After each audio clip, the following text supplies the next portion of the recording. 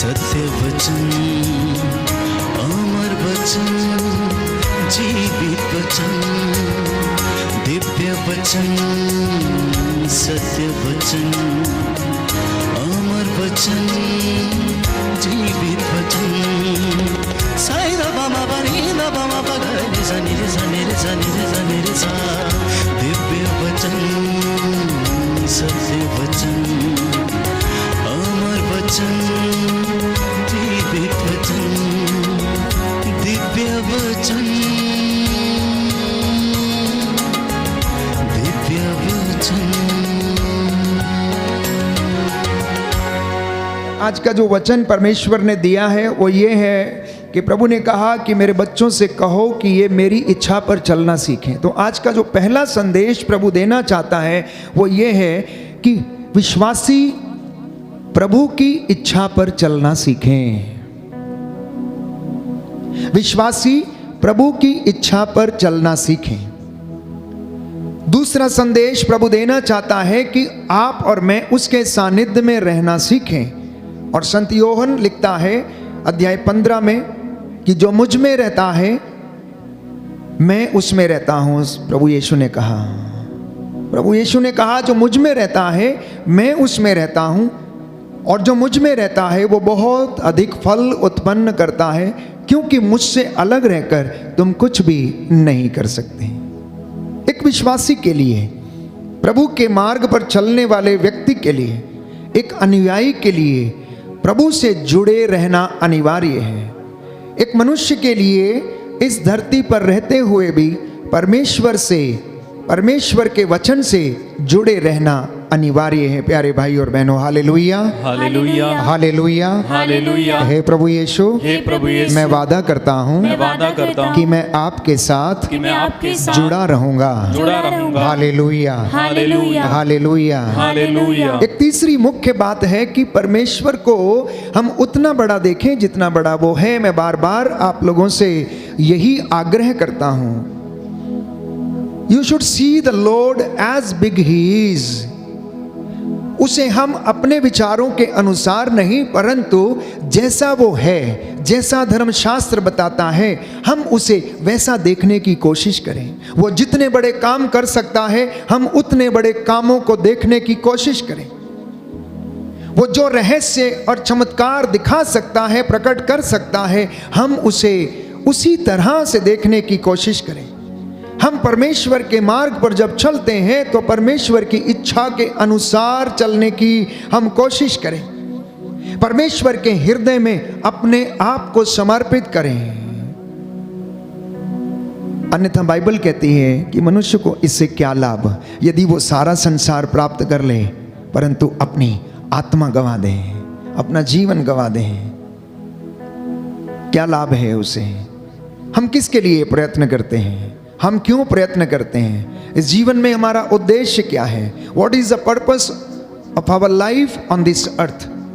हम वचनों को सुनना पसंद नहीं करते हैं। कोई भी व्यक्ति आज ईश्वर की वाणी पर ध्यान देना नहीं चाहता, इसलिए नबी यशाया लिखता है कि मेरी वाणी कान लगाकर सुनो, ध्यान पूर्वक सुनो, सावधानी से इसका पालन करो और ये तुम्हें जीवन प्रदान करेगी। बोले आमेन, आमेन, हालेलुया, हालेलुया, हालेलुया, हालेलुया। यीशु की स्तुति हो, यीशु की स्तुति हो, यीशु को धन्यवाद, यीशु को धन्यवाद, यीशु की आराधना हो, यीशु की आराधना, यीशु की आराधना हो, यीशु की आराधना, यीशु की महिमा हो, यीशु की महिमा, यीशु को धन्यवाद, यीशु को धन्यवाद, हालेलुया, हालेलुया। क्योंकि बाइबल में बताती है कि जिस तरह पानी और बर्फ आकाश से उतरकर भूमि को सींचे बिना और उसे उपजाऊ बनाए बिना, हरियाली से ढके बिना वहाँ नहीं लौटते, जिससे कि बीज बोने वाले को बीज और खाने वाले को अनाज दे सकें, उसी तरह परमेश्वर कहता है मेरी वाणी भी है।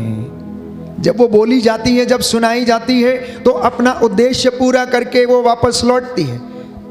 इस वक्त आप में से बहुत सारे लोग मेरे साथ ऑनलाइन कनेक्टेड हैं और वचन सुन रहे हैं। प्यारे भाइयों और बहनों, इन 1500 लोगों में से अगर किसी एक व्यक्ति के मन को भी ये वचन छू लेता है और वो प्रायश्चित कर लेता है तो प्रभु का वचन सफल हो गया और अपना उद्देश्य उसका पूरा हो गया। आप सुनने वालों में से कोई एक व्यक्ति भी अपने गलत रास्तों को छोड़कर परमेश्वर की ओर अभिमुख हो जाता है तो परमेश्वर की वाणी, प्यारे भाइयों और बहनों, फल उत्पन्न करती है और अपना वचन पूरा करती है, अपना उद्देश्य पूरा करके लौटती है। इसलिए हम बार बार पढ़ते हैं कि आकाश और पृथ्वी टल जाए तो टल जाए, प्रभु कहता है मेरी वाणी का एक मात्रा और बिंदु भी पूरा हुए बिना नहीं टलेगा। इसलिए प्रभु ये कहता है कि हे मानव, हे इंसान, तू सावधान रह, तू सावधान रह। तेरी हर निकम्मी बात का जवाब तुझसे लिया जाएगा, तेरे आचरण का लेखा तुझसे मांगा जाएगा, क्योंकि जो शास्त्रों में लिखा है, जो बाइबल में लिखा है, उसका पूरा हो जाना अनिवार्य है। अगर बाइबल में यह लिखा है प्रकाशित वाक्य में कि तेरे कर्मों के अनुसार तेरा न्याय किया जाएगा, तो ये सत्य है और ऐसा ही होगा। जीवन की पुस्तक खोली जाएगी और हमारे सामने पढ़ा जाएगा, हमारे अच्छे और बुरे कर्मों को पढ़कर सुनाया जाएगा। ये परम सत्य है, क्योंकि ये पवित्र बाइबल का वचन है, ये पूरा हुए बिना नहीं टलेगा। यीशु ने यदि कहा कि मैं तुम्हें जीवन दूंगा, जो मेरे पास आएगा अंधकार में नहीं भटकेगा, तो ये भी परम सत्य है, क्योंकि उसने कहा मार्ग, सत्य और जीवन मैं हूं। हमें पानी की आवश्यकता है प्यारे भाइयों और बहनों, हमें हवा की आवश्यकता है जीने के लिए, और प्रभु ये कहता है संजीवन जल का झरना मैं हूं, मैं जीवन देने वाली रोटी मैं हूं, रास्ता दिखाने वाला मार्ग मैं हूं, और जो उसके ऊपर चलता है वो अनंत जीवन प्राप्त करेगा। बोले आमेन, आमीन, हालेलुया, हालेलुया, हालेलुया, हालेलुया, हालेलुया, हालेलुया। इसलिए अपने आप को समर्पित करने की आवश्यकता है। आज इंसान भटका हुआ है, इंसान अपने ही कामों में फंसा हुआ है, अपनी ही दीन दुनिया में मस्त है, दुनियादारी में, लेन देन में, रोज अपने ही कार्यों में मस्त रहता है। नूह के दिनों में भी ऐसा ही हुआ। नूह को परमेश्वर ने पहले से आगाह किया था, क्योंकि वो धर्मी व्यक्ति था, और उससे कहा कि आज से 40 दिन के बाद लगातार 40 दिन और 40 रात तक वर्षा होगी और जल प्रलय आएगा। और बहुत सारे लोगों को वहां पर प्रायश्चित के लिए वचन सुनाया गया, लेकिन उन्होंने ईश्वर की वाणी पर ध्यान नहीं दिया। और एक दिन ऐसा हुआ जब नूह पोत बना चुका था और परमेश्वर की आज्ञा के अनुसार सृष्टि का एक एक पक्षियों का और पशुओं का जोड़ा उसमें अंदर ले जा चुका था, तो दरवाजे बंद हो गए और ईश्वर ने इस पृथ्वी के ऊपर लगातार 40 दिन और 40 रात वर्षा की। अब प्यारे भाइयों और बहनों, जल प्रलय आया, सब कुछ नष्ट हो गया, सब कुछ नष्ट हो गया। लोग खाते पीते थे, शादी ब्याह करते थे, और यही सब हो रहा था। गोमोरा, सोदोम और गोमोरा में भी ऐसा ही हुआ। पाप इतना बढ़ गया कि लोगों के सिर चढ़कर बोलता था। हर तरीके के अश्लीलता, पशु गमन और अनेक प्रकार के लोभ, लालच, व्यभिचार और अश्लीलता उस जगह पर थी। परमेश्वर को यह देख के बड़ा दुख हुआ कि परमेश्वर ने जिस व्यक्ति को इतना सुंदर बनाया था, स्वर्गदूतों से थोड़ा ही छोटा बनाया था, अपने प्रतिरूप बनाया था, ये व्यक्ति क्या ऐसे घृणित काम कर सकता है? एक सुंदर दाखलता उसने लगाई थी, ये कड़वी कैसे हो गई है, जंगली कैसे हो गई, और ये कड़वे फल कैसे देने लगी है? इसलिए उसने कहा कि मैं इसका सर्वनाश कर दूंगा, मैं इसका सर्वनाश कर दूंगा। इब्राहिम ने कोशिश की उसको बचाने के लिए, और उससे परमेश्वर से आग्रह किया कि अगर इस जगह में 10 लोग भी धर्मी पाए जाएंगे तो क्या फिर भी तू इसको नष्ट कर देगा? परमेश्वर ने चुनौती दी कि जा, अगर इस नगर में मुझे 10 लोग भी धर्मी मिलेंगे तो भी मैं इसका सर्वनाश नहीं करूंगा। और बाइबल कहती है कि उस जगह में 10 धर्मी भी नहीं मिले। प्यारे भाई और बहनों, पाप इतना ज़्यादा लोगों के सिर चढ़कर बोलता था, क्योंकि लोग ईश्वर की वाणी को सुनना पसंद नहीं करते थे, उस पर चलना नहीं चाहते थे, हर प्रकार की बुराई में फंसे हुए थे। और परमेश्वर ने सोदोम और गमोरा के ऊपर गंधरस और आग बरसाई और वो तबाह हो गया, वो तबाह हो गया प्यारे भाई और बहन। लेकिन इसके विपरीत निनवे के शहर के लोगों को जब प्रायश्चित का संदेश सुनाया गया, उनसे भी यही कहा गया था कि आज से 40 दिन के बाद निनवे शहर नष्ट कर दिया जाएगा। इसलिए प्रायश्चित करो और परमेश्वर की ओर अभिमुख हो जाओ। अभी भी समय है, लौट कर चले आओ। ये दिन बुरे हैं, पता लगाओ कि कौन सी बातें परमेश्वर को प्रिय हैं। उन्होंने स्वीकार किया। नबी योनस के द्वारा ये वाणी उन्हें सुनाई गई और उन्होंने परमेश्वर की वाणी पर ध्यान दिया। छोटे से लेकर बड़े तक, राजा से लेकर रंक तक, सब ने टाट ओढ़कर राख के ढेर पर बैठकर प्रायश्चित किया, क्योंकि यशायाह नबी का ग्रंथ अध्याय 30 पद संख्या 15 में स्पष्ट करता है, प्रायश्चित और स्वीकृति में तेरा कल्याण है। Your salvation lies in repentance and forgiveness. Your salvation lies in repentance and forgiveness.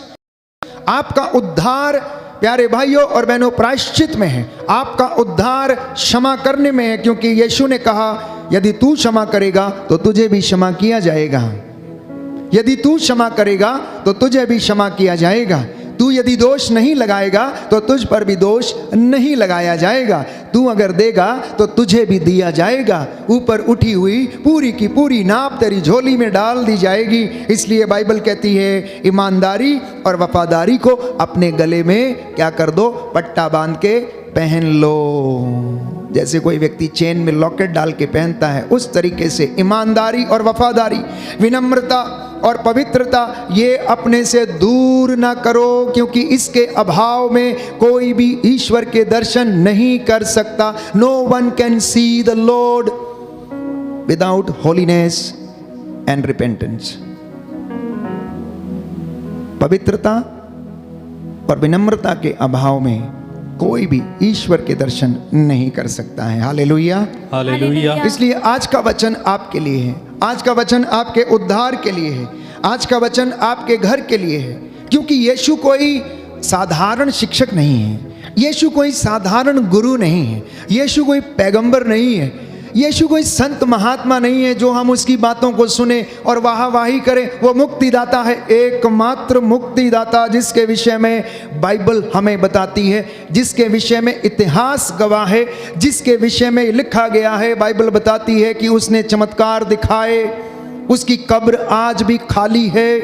वो कुंवारी मरियम से जन्म लिया, उसने काठ के ऊपर अपने प्राण न्यौछावर किए, उसकी बगल में भाला मारा गया और उसने अपने प्राण त्यागे।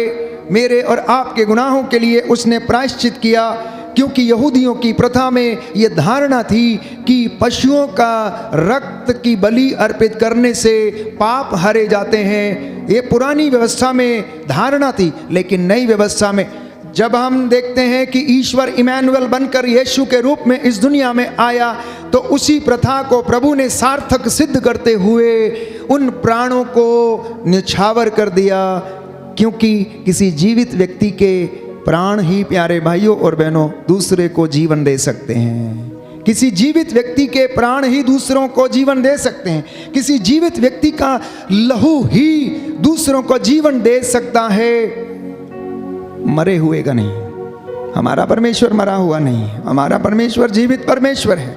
बाइबल हमें बताती है कि बकरों और सांडों का रक्त पापों को नहीं हर सकता है। बकरों और सांडों का रक्त पापों को नहीं हर सकता है। ये यहूदियों की धारणा थी, उनकी प्रथा थी। पुरानी व्यवस्था में हम पढ़ते हैं, इसलिए वे लोग याजकों के पास जाकर इस तरीके के बलिदान दिया करते थे। और जब बलि चढ़ाई जाती थी प्यारे भाइयों और बहनों, तो याजक उस मेमने का रक्त लेकर लोगों पर छिड़कता था। अब वो रक्त यीशु मसीह का सारी दुनिया के ऊपर छिड़का गया है, केवल एक व्यक्ति के ऊपर नहीं, केवल मसीहों पर नहीं, लेकिन हर उस व्यक्ति पर जो उस पर ईमान लाएगा, सबके लिए उसका लहू जो है वो बहा दिया गया। बोलिए आमेन, आमेन, हालेलुया, हालेलुया, हालेलुया, हालेलुया। यीशु की स्तुति हो, यीशु की स्तुति यीशु को धन्यवाद, यीशु को यीशु धन्यवाद, की आराधना हो, यीशु की यीशु आराधना की महिमा हो, यीशु की महिमा यीशु को धन्यवाद, यीशु को धन्यवाद, हालेलुया, हालेलुया। इसलिए हम बाइबल में पढ़ते हैं कि प्रभु यीशु ईश्वर का पुत्र है। वो आदि है, अंत है, अल्फा है, ओमेगा है। ईश्वर ने उन्हें धरती के ऊपर, आकाश के नीचे सारा अधिकार प्रदान किया है। फिलिपियों के पत्र अध्याय 2 पद संख्या 8 और उससे आगे हम पढ़ते हैं, सारी सृष्टि उसके अधीन है। उसे जीवन, मृत्यु और भाग्य पर, वर्तमान पर, भूतकाल पर, सृष्टि पर, स्वर्ग पर, पृथ्वी पर, सब कुछ पर अधिकार परमेश्वर ने उसे दिया है। लेकिन फिर भी उसने उसकी बराबरी नहीं की। उन्होंने हमें उदाहरण दिया है। यीशु ने हमें उदाहरण दिया कि जैसा मैंने तुम्हारे साथ किया है वैसा ही तुम एक दूसरे के साथ किया करो, अपने मित्रों के साथ तुम ऐसा ही किया करो। इसलिए ईश्वर को जानिए, ईश्वर को पहचानिए, यीशु को जानिए। जो उसे जानने का प्रयास करते हैं, जिनके जीवन में वो एनकाउंटर करता है, उनका जीवन बदल जाता है। और हमारे प्यारे भाइयों और बहनों,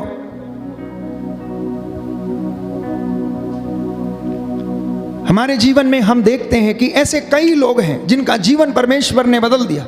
और उनमें से एक साधु सुंदर सिंह की हम बात करते हैं, जिनका कि जीवन बदल गया जब उन्होंने यीशु मसीह को जानना चाहा, देखना चाहा, उनके विषय में जानना चाहा, उस खोज को करना चाहा, उस मुक्ति को प्राप्त करना चाहते थे जो अन्यत्र उन्हें कहीं ना मिली। और यीशु ने उन्हें अपना अनुग्रह प्रदान किया, अपना अनुभव उन्हें प्रदान किया और उनका पूरा जीवन बदल गया। बाइबल में हम पढ़ते हैं कि जक्कैउस के विषय में जब उसने यीशु को मिलना चाहा, देखना चाहा, तो उसका जीवन बदल गया। प्यारे भाइयों और बहनों, यीशु इस दुनिया में इसलिए आया कि आपका और मेरा जीवन बदल जाए। यीशु इसलिए इस दुनिया में आया कि हम सत्य को जान जाएं। यीशु इसलिए इस दुनिया में आया कि हम सत्य को जानें और सत्य हमें स्वतंत्र करे। यीशु इसलिए इस दुनिया में आया ताकि मैं और आप पाप की गुलामी से आज़ाद रहें, शैतान का हमारे ऊपर कोई वश ना चले। और इसलिए बाइबल कहती है कि उसने मौत पर फतह पाया, उसने क्रूस पर अपने प्राण निछावर कर दिए। इसलिए संत पौलुस कहता है, कहाँ है तेरी ओ मृत्यु, कहाँ है तेरी विजय, कहाँ है तेरा दंश? क्योंकि इस दुनिया का सबसे कड़वा सच जो है वो मृत्यु है। इस दुनिया का सबसे कड़वा सच जो है वो मृत्यु है। लेकिन यीशु ने मृत्यु पर फतह पाया। और प्यारे भाइयों और बहनों, जब यीशु ने मृत्यु पर फतह पा लिया तो मृत्यु हार गई। क्योंकि शैतान क्या करता है? मौत देने की कोशिश करता है, मारने की कोशिश करता है, फांसी लगवाने की कोशिश करता है, हराने की कोशिश करता है, वो आपको गिराने की कोशिश करता है, वो आपका सब कुछ बर्बाद करने की कोशिश करता है, वो आपको भटकाने की कोशिश करता है, वो आपको तोड़ने की कोशिश करता है, वो आपके परिवार को बिखेरने की कोशिश करता है, आपके नौजवान बच्चों को आपसे दूर करने की कोशिश करता है। इसके विपरीत यीशु प्यारे भाइयों और बहनों जीवन देता है, यीशु उद्धार देता है, वो चंगाई देता है, लोगों का जीवन बदलता है। जितनों ने उसे ग्रहण किया है उनका जीवन आनंद में है, जितनों ने उसको ग्रहण किया है उनके जीवन में संतुष्टि है, जितनों ने उसमें विश्वास किया है उन्होंने चंगाई प्राप्त की है, जितनों ने उसके वचनों को सुना है उतनों ने प्यारे भाइयों और बहनों वो आत्मा में जीवन बिताते हैं। और जो आत्मा में जीवन बिताते हैं उन्हें किसी बात की कमी नहीं है। इसलिए हम ना केवल किताबी ज्ञान के द्वारा यीशु को समझने का प्रयास करें, परंतु प्रैक्टिकल नॉलेज में भी, हम रोजमर्रा की जिंदगी में भी यीशु को अनुभव करने की कोशिश करें। अपने हर छोटे बड़े काम में, चाहे वो बिजनेस हो, चाहे वो अन्यत्र किसी जगह पर भी आप काम करते हो, छोटा काम हो बड़ा काम हो, उस जगह पर हम प्रभु के जैसे काम करने का प्रयास करें, उसके जैसे हम बनने का प्रयास करें, यीशु की कृपा में बढ़ने का प्रयास करें। हर दिन अपने आप को कोशिश करें ये देखने के लिए कि बाइबल हमें बताती है कि हमारा कृपा का स्तर जो है वो बढ़ता जाए, हमारी कृपा का स्तर जो है वो बढ़ता जाए। तो इससे हमें पता लगेगा कि हम परमेश्वर के अनुग्रह में बढ़ रहे हैं। लेकिन अगर हमारे जीवन में ये फल दिखाई नहीं देता है तो वास्तव में हम अनुग्रह में बढ़ नहीं रहे हैं। इसलिए प्यारे भाइयों और बहनों, रोज़मर्रा की ज़िंदगी में यीशु की बातों को अनुभव करने का, उसकी कृपा में बढ़ने का प्रयास करें। हालेलुया, हालेलुया। यीशु की स्तुति हो, यीशु की स्तुति यीशु हो, को धन्यवाद, यीशु को धन्यवाद, यीशु की आराधना हो, यीशु की आराधना हो, यीशु की महिमा हो, यीशु की महिमा हो, यीशु को धन्यवाद। यीशु को तो सबसे धन्यवाद। पहली बात, प्रभु की वाणी पर ध्यान दें, प्रभु की वाणी पर ध्यान दें। जब हम उसकी वाणी को सुनते हैं तो वो हमें जीवन में आत्मा से भरपूर करती है, और हमें जीवन प्रदान करती है। क्योंकि लिखा है यशायाह नबी का ग्रंथ अध्याय 55 पद संख्या 3 में, कान लगाकर सुनो और मेरे पास आओ, मेरी बातों पर ध्यान दो और तुम्हारी आत्मा को जीवन प्राप्त होगा। कहता मेरी बातों पर ध्यान दो और तुम्हें क्या होगा? जीवन प्राप्त होगा। नीति वचन सूक्ति ग्रंथ अध्याय 4 पद संख्या 20 में लिखा है कि पुत्र मेरी बातों पर ध्यान दो, कान लगाकर मेरी शिक्षा को सुनो, उसे अपनी आंखों से ओझल न होने दो, उसे अपने हृदय में संजोए रखो और वह तुम में नवजीवन का संचार करेगी, वह तुम्हारे शरीर को स्वस्थ रखेगी। बोलिए आमेन, आमेन, हालेलुया, हालेलुया। प्रभु का वचन कहता है, प्रभु का वचन कहता है, पुत्र मेरी बातों पर ध्यान दो, पुत्र मेरी बातों पर ध्यान दो, कान लगाकर मेरी शिक्षा सुनो, कान लगाकर मेरी शिक्षा सुनो, उसे अपनी आंखों से ओझल न होने दो, उसे अपनी आंखों से ओझल न होने दो, उसे अपने हृदय में संजोए रखो, उसे अपने हृदय में संजोए रखो, वह तुम में नवजीवन का संचार करेगी, वह तुम में नवजीवन का संचार वह करेगी, तुम्हारे शरीर को स्वस्थ रखेगी। और तुम्हारे शरीर को स्वस्थ रखेगी। हालेलुया, हालेलुया, हालेलुया, हालेलुया। कितनी अच्छी बात है, कितना सुंदर मंत्र है। जीवन चाहते हैं, कहता है मेरी बातों को सुनो। स्वास्थ्य चाहते हैं, कहता है मेरी बातों को ध्यान से सुनो, उसको अपनी आंखों से ओझल ना होने दो, मेरी शिक्षा पर ध्यान दो। देखो मैं तुम्हें जीवन प्रदान करूंगा। क्यों? क्योंकि मेरी शिक्षा तुम्हें क्या करती है?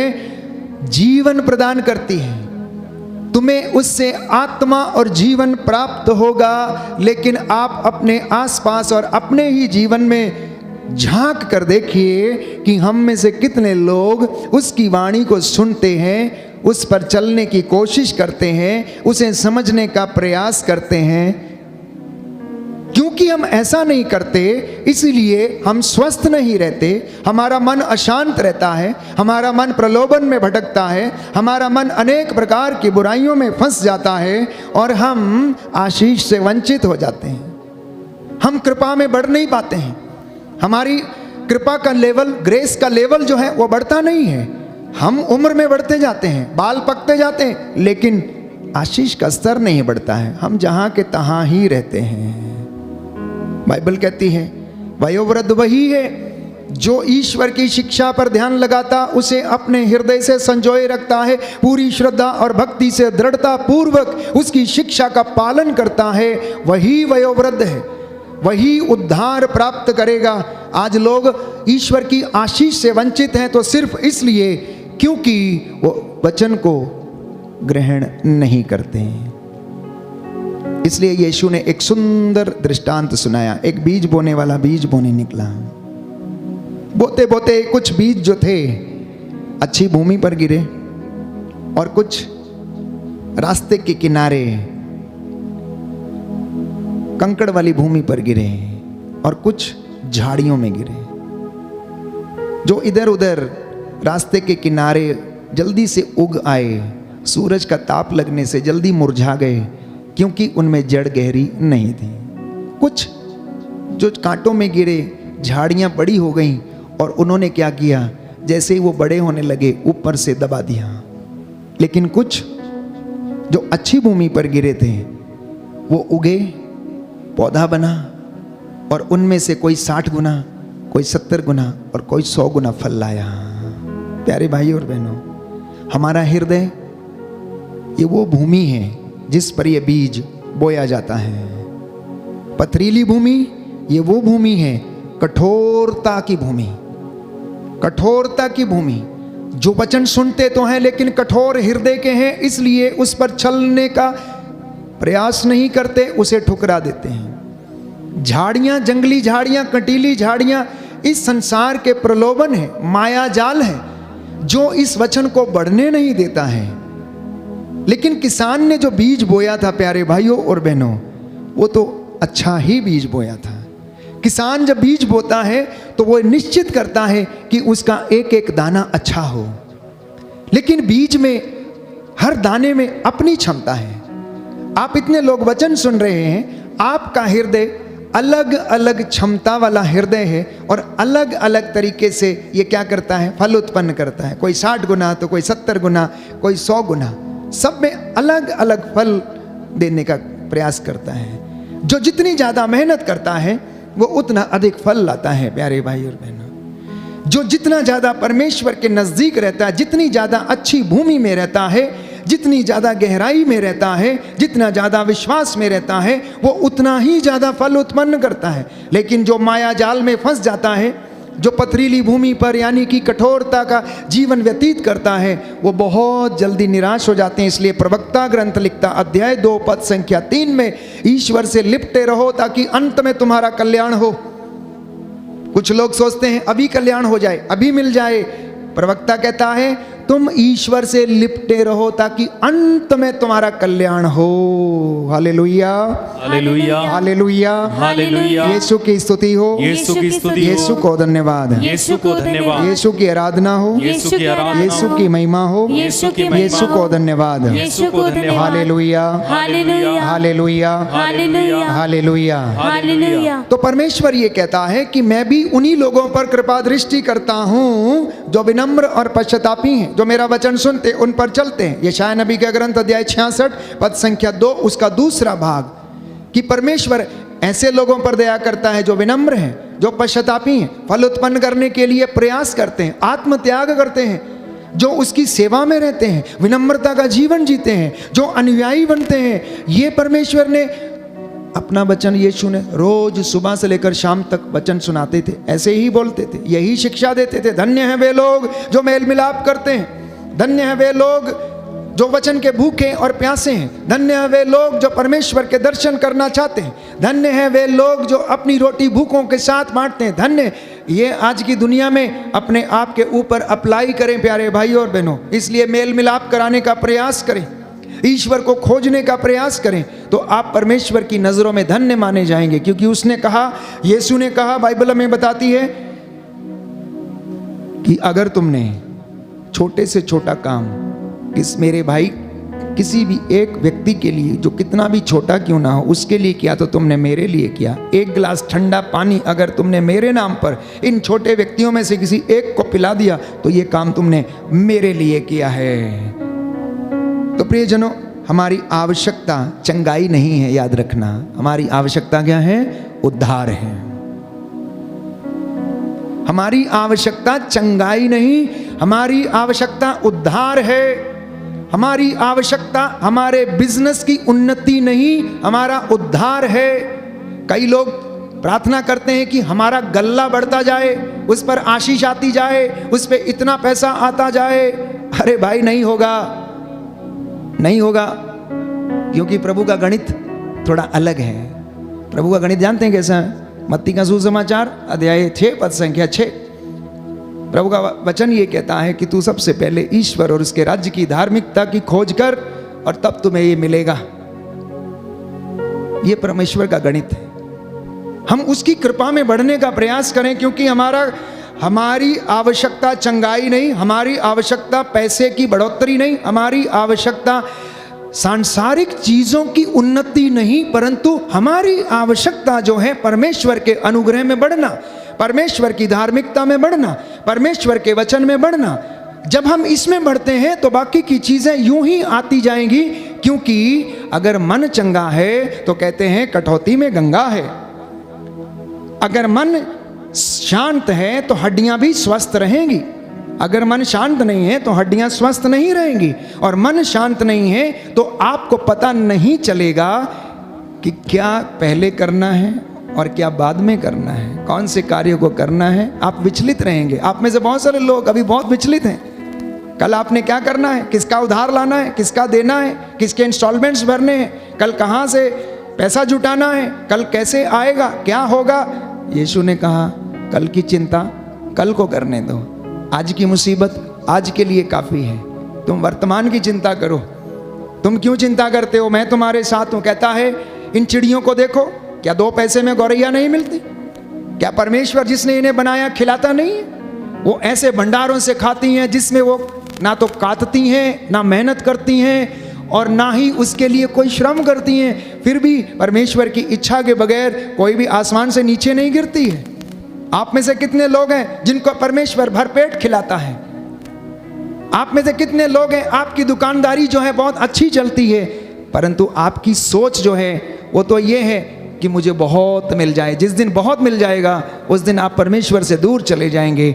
इसलिए वो आपको उतना ही देता है जितना कि आपके लिए ज़रूरी है। इसलिए एक सुंदर उदाहरण मैंने आपको दिया था। जब जक्कैउस के विषय में पढ़ते हैं तो जक्कैउस को याद आया कि उसके लिए कितना पर्याप्त है। उसने कहा मैं अपनी संपत्ति का आधा भाग बेचूंगा और गरीबों में बांटूंगा, क्योंकि उसकी मुझे आवश्यकता नहीं है, वो व्यर्थ में मैंने अपने घर में रखा हुआ है। उसके बाद जिसका मैंने लिया है उसको 4 गुना वापस करूंगा। तो अगर उसके पास 100 रुपये थे तो उसने 50 रुपये क्या कर दिया, गरीबों में बांट दिए। उसके बाद उसने 4 गुना लोगों को लौटाया, मतलब 40 रुपये और क्या कर दिए, लोगों को 4 गुना लौटा दिए। अब कितने बचे उसके पास, 10 रुपये, जो उसके लिए पर्याप्त थे, जो उसके सुकून के लिए पर्याप्त थे, जो उसकी शांति के लिए पर्याप्त थे, जिसमें उसे चैन आया। अब वो शांति की नींद सो सकता था। अब उसे रोज पैसे गिनने की आवश्यकता नहीं थी, किसका कितना मूल, कितना ब्याज, किससे कितना लेना है, कितना क्या करना है। रोज रात को उसे लिस्ट बनाने की ज़रूरत नहीं थी। मैं ये नहीं कहता कि प्लान नहीं करना चाहिए, आप योजना बनाएं। बाइबल कहती है सफलता परमेश्वर पर निर्भर है। योजना बनाइए लेकिन प्रभु के अनुग्रह में रहकर बनाइए। आप प्लानिंग कीजिए, परमेश्वर से पूछ के कीजिए। आप अपनी योजनाओं को सार्थक सिद्ध करना चाहते हैं, बशर्ते कि परमेश्वर आपके साथ है और वो वादा करता है अगर तू मेरे साथ रहेगा तो मैं भी तेरे साथ रहूँगा, अगर तू मुझ में रहेगा तो मैं तुझ में रहूँगा। देख मैं तेरे घर के सामने तेरे द्वार पर खड़ा हूँ, खटखटा रहा हूँ, तू द्वार खोलेगा तो मैं तेरे घर में प्रवेश करूँगा। बोलो आमेन, आमेन, हालेलुया, हालेलुया, हालेलुया, हालेलुया, हालेलुया, हालेलुया। तो इसलिए वचन सुनते रहिए और उस पर चलने की कोशिश कीजिए। हमारा जीवन जो है ये एक तपस्या है, हमारा जीवन ये तपस्या है। अनुग्रह कमाना एक दिन का काम नहीं है, इसके लिए तपस्या करनी है। हर दिन अपने आप को ट्रेन करना है। Every day we need to train ourselves to receive the anointing. दूसरी बात, नित्य प्रतिदिन धन्यवाद और प्रायश्चित के निवेदन प्रभु को आप लोग समर्पित करते रहें। और चौथी बात मैंने आपसे कही कि परमेश्वर के अनुग्रह में आप बढ़ें और उसको अनुभव करें। और मैंने आपसे कहा कि परमेश्वर की इच्छा पर आप लोग चलने का पूरा प्रयास करें। 5वीं बात, प्रभु के सानिध्य में रहने की कोशिश करें। 6वीं बात, परमेश्वर को ऐसा देखें जैसा वो है। और 7वीं बात, अपने आप को ईश्वर को समर्पित करें, अपने परिवार को समर्पित करें, क्योंकि हम उसके बिना अधूरे हैं। क्योंकि यीशु ने कहा मुझसे अलग रहकर तुम कुछ भी नहीं कर सकते। 8वीं बात, ईमानदारी और वफादारी को आप अपने गले में पहन लें। 10वीं बात, 9वीं बात, प्यारे भाई और बहनों, प्रभु का घर बनाते जाइए। जैसा वो चाहता है वैसा करते जाइए और आपका घर भी बनता जाएगा। और जैसा आप चाहते हैं आपकी योजना को भी वो पूरा करता जाएगा। आमीन। आइए हम प्रभु की महिमा के लिए इस वक्त खड़े हो जाएं, तालियां बजाते हुए शुक्रिया अदा करें। पवित्र आत्मा ने हमें इस वचन को सुनने और समझने का वरदान दिया है।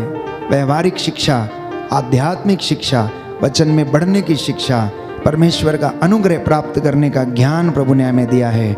आइए हम धन्यवाद करें, प्रभु हमें आशीष प्रदान करें।